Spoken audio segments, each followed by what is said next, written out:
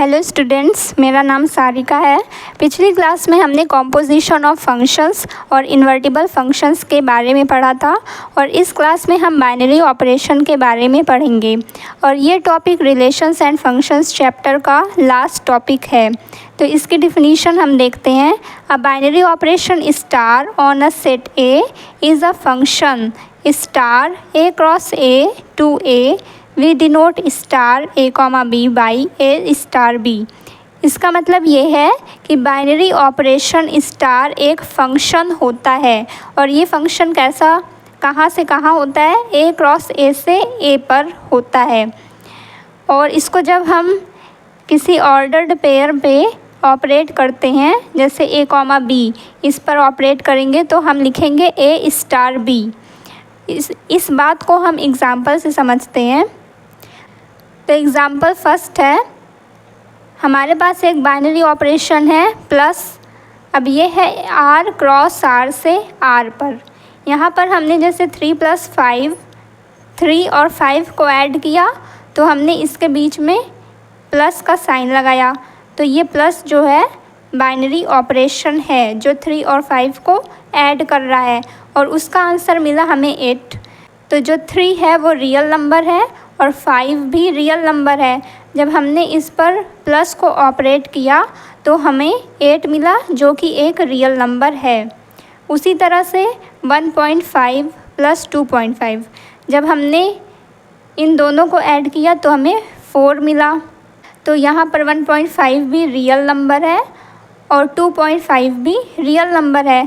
अब इस पर जब हमने प्लस को ऑपरेट किया तो ये आया 4.0 जो कि एक रियल नंबर है। तो इस तरह से जब हमने ऐड किया तो ये हमारा आंसर आया। तो यही है कि आर क्रॉस आर से आर पर ये फंक्शन है।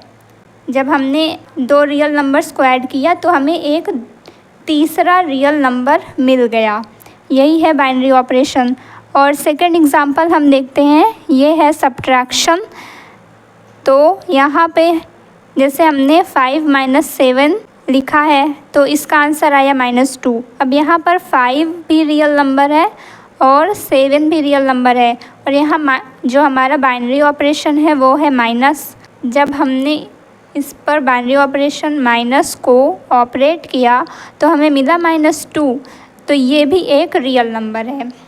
उसी तरह 2.5 और 7.5 को जब हमने इस पर अप्लाई किया बाइनरी ऑपरेशन तो हमें मिला -5.0, ये भी एक रियल नंबर है।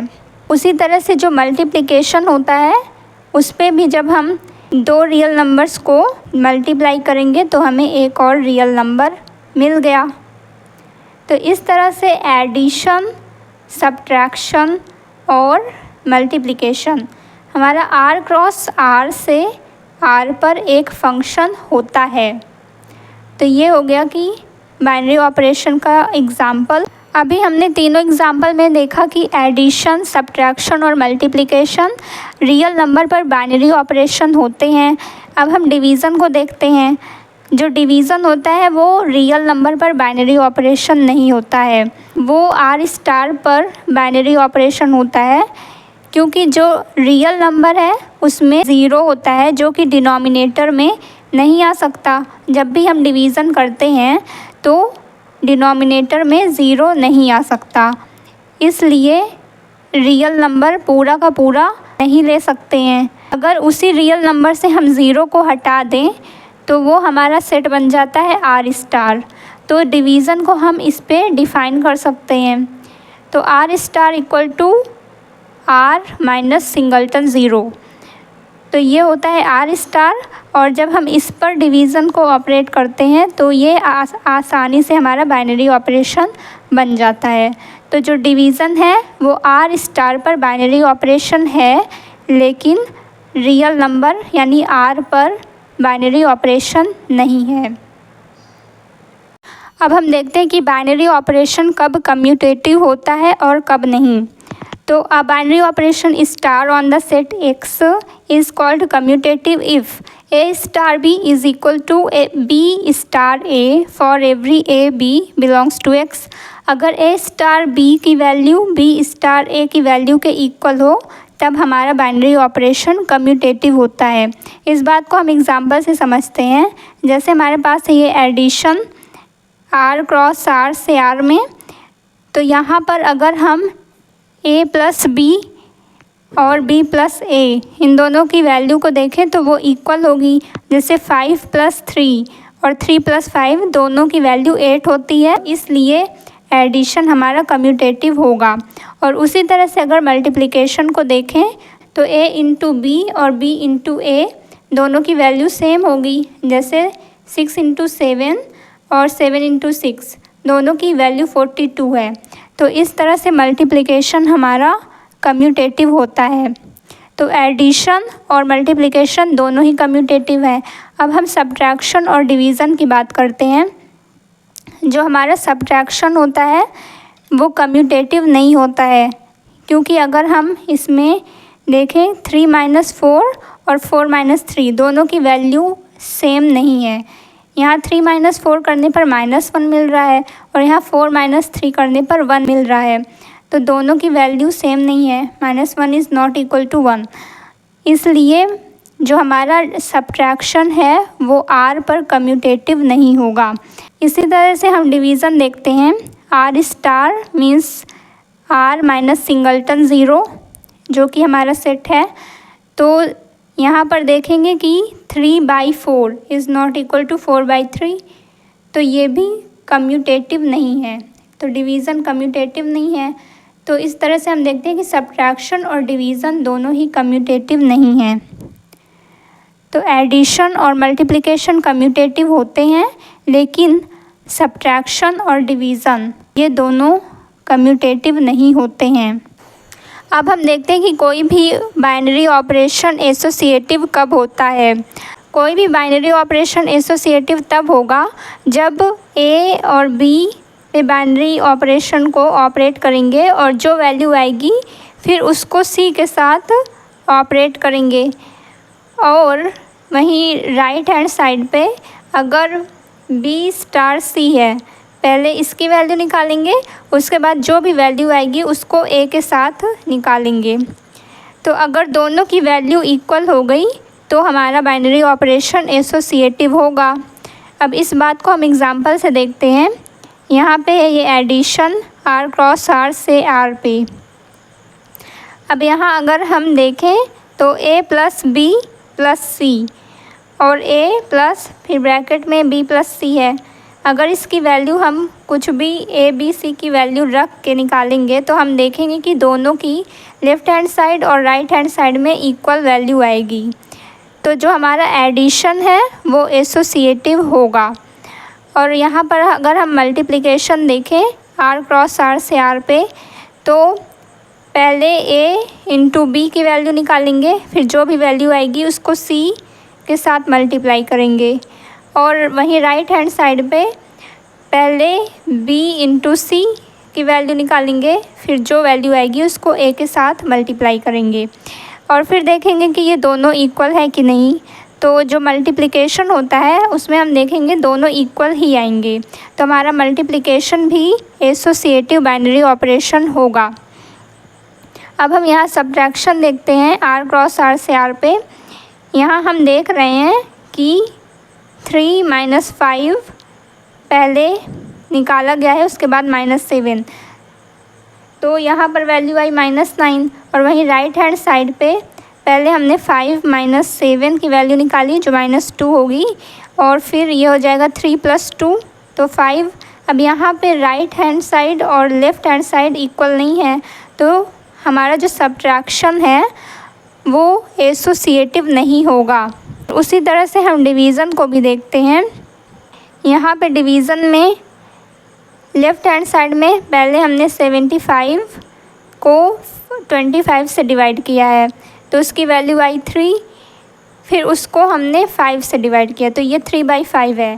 लेकिन राइट हैंड साइड पे पहले हमने 25 को 5 से डिवाइड किया तो आया 5, और उसके बाद हमने 75 को जब 5 से डिवाइड किया तो ये 15 आया। अब यहाँ पर लेफ़्ट हैंड साइड और राइट हैंड साइड इक्वल नहीं है, यहाँ पर 3/5 है और यहाँ 15 है। तो इस तरह से जो हमारा डिवीज़न होता है वो एसोसिएटिव नहीं होगा। हमारा कंक्लूज़न ये है कि addition and multiplication are associative binary operation on R, but subtraction and division are not associative.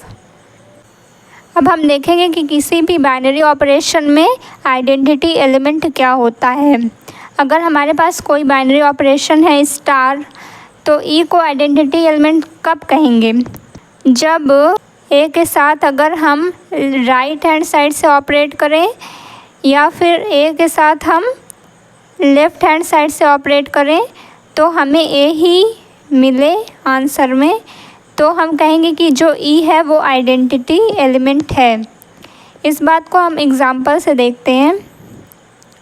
जैसे कि ये एडिशन है, तो एडिशन में अगर हम ज़ीरो को राइट हैंड साइड से ऐड करें ए में या फिर लेफ़्ट हैंड साइड से ऐड करें, दोनों ही कंडीशन में जो वैल्यू होगी वो ए ही आएगी।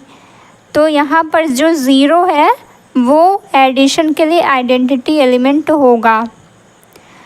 अब उसी तरह से अगर मल्टीप्लिकेशन के लिए देखें, अब 1 को हमने राइट हैंड साइड से मल्टीप्लाई किया है ए में और फिर उसी को हमने लेफ़्ट हैंड साइड से भी मल्टीप्लाई किया है, तो दोनों ही कंडीशन में जो वैल्यू है वो ए ही आ रही है ए। तो इसलिए जो 1 है वो मल्टीप्लिकेशन के लिए एक आइडेंटिटी एलिमेंट है। अब यहाँ एडिशन के लिए जो ज़ीरो था वो आइडेंटिटी एलिमेंट है, लेकिन मल्टीप्लिकेशन के लिए जो 1 है 1 वो आइडेंटिटी एलिमेंट है। अब हम सब्ट्रैक्शन के लिए देखते हैं। सब्ट्रैक्शन में अगर हम a माइनस ई करें और e माइनस ए, तो दोनों कंडीशन में वैल्यू अलग अलग होगी, सेम नहीं होगी, क्योंकि जो सब्ट्रैक्शन होता है वो कम्यूटेटिव नहीं होता है। तो a माइनस ई और e माइनस ए की वैल्यू सेम नहीं होगी और वो a के इक्वल भी नहीं होगी। तो इसलिए सब्ट्रैक्शन के लिए कोई भी आइडेंटिटी एलिमेंट नहीं होता है। जैसे यहाँ एग्ज़ाम्पल में हम देख रहे हैं e माइनस 5 इक्वल टू 5 हमने किया, तो यहाँ पर e की वैल्यू 10 आ गई, लेकिन वहीं हम 5 माइनस ई इक्वल टू 5 करते हैं तो वहाँ e की वैल्यू 0 मिल रही है। यहाँ पर e की वैल्यू 10 और यहाँ e की वैल्यू 0, तो इसका मतलब है कि कोई आइडेंटिटी एलिमेंट सब्ट्रैक्शन के लिए एग्जिस्ट ही नहीं करता। अब हम डिवीज़न के लिए देखें, तो डिवीज़न में अगर हम a को e से डिवाइड करें और e को a से डिवाइड करें, तो दोनों वैल्यू अलग अलग होगी और वो a के इक्वल भी नहीं होगी। तो इसलिए डिवीज़न के लिए भी कोई आइडेंटिटी एलिमेंट एग्जिस्ट नहीं करता है। तो कंक्लूज़न में हम ये देखते हैं कि एडिशन के लिए 0 आइडेंटिटी एलिमेंट है, मल्टीप्लिकेशन के लिए 1 आइडेंटिटी एलिमेंट है, लेकिन सब्ट्रैक्शन के लिए कोई भी आइडेंटिटी एलिमेंट नहीं होता और डिवीज़न के लिए भी कोई भी आइडेंटिटी एलिमेंट नहीं होता है।